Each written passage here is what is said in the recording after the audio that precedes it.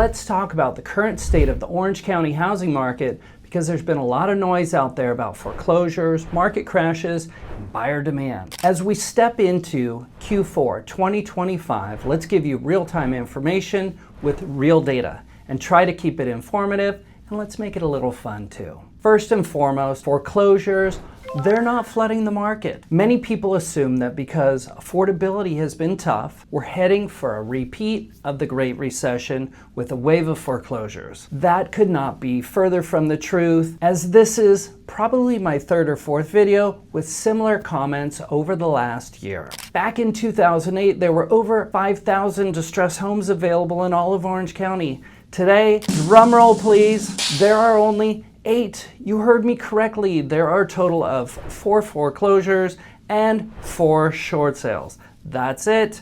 Get over it. Yes, we've seen a small uptick year over year from 6 distressed homes from September last year to 8 today. But put it into perspective, this is not a crisis. This is a market that is fundamentally healthier with stricter lending standards and homeowners who are sitting on record levels of equity. Moving on. Closed sales are holding steady. In August, we had 1,875 closed residential resales, nearly identical to August 2024. Foreclosures and short sales made up for just 1/3 of 1% of those sales. The other 99.7% were sellers with equity, and congratulations. So while some headlines might talk about distressed sales doubling, remember, it's going from 3 or 4 to 6 or 8. That's it. Active listings.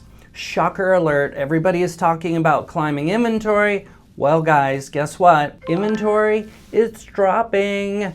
Over the past 2 weeks, the number of active listings dropped by 182 homes, down 4%, bringing the total to 4,576 homes.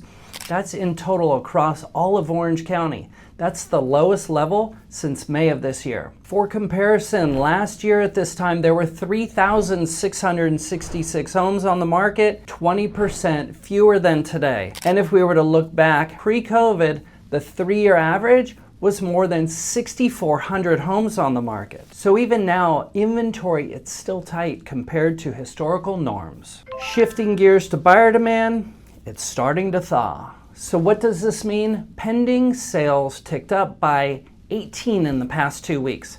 That's a 1% increase, and that brings us to 1,609 pending sales, the highest level since March of this year. Stay with me and I'll wrap this up with a little bow on top at the end. Interest rates have recently dipped below 6.5% in September and gave buyers just enough breathing room to get off the fence and start getting back into the market.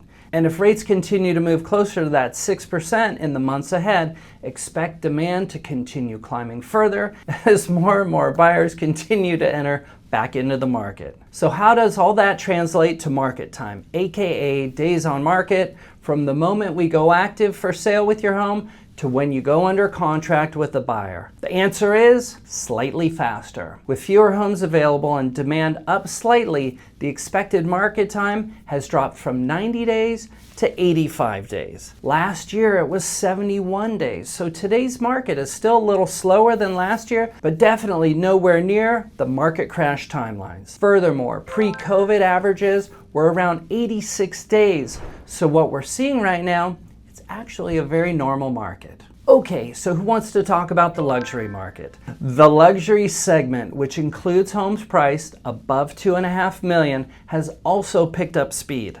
The luxury segment, which includes homes priced above $2.5 million, has also picked up speed.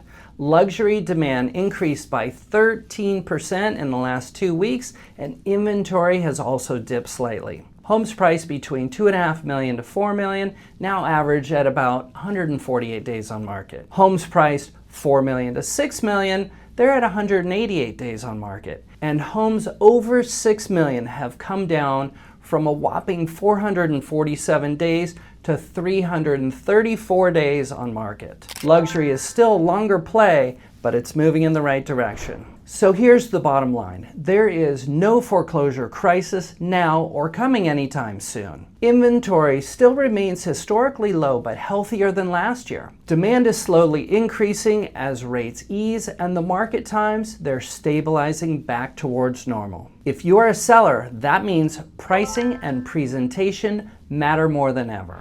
The buyers are out there, but make no mistake, they are being very selective. Nonetheless, they will pay top dollar only when a home is positioned the right way. If you're a buyer, this market isn't easy, but the right strategy will still get you into a great home with long-term equity growth. This is where you really need to lean into a professional advisor and make great decisions. So thanks for watching. That's about it for today. If you liked the video, please give me a thumbs up. Make sure you subscribe to the channel.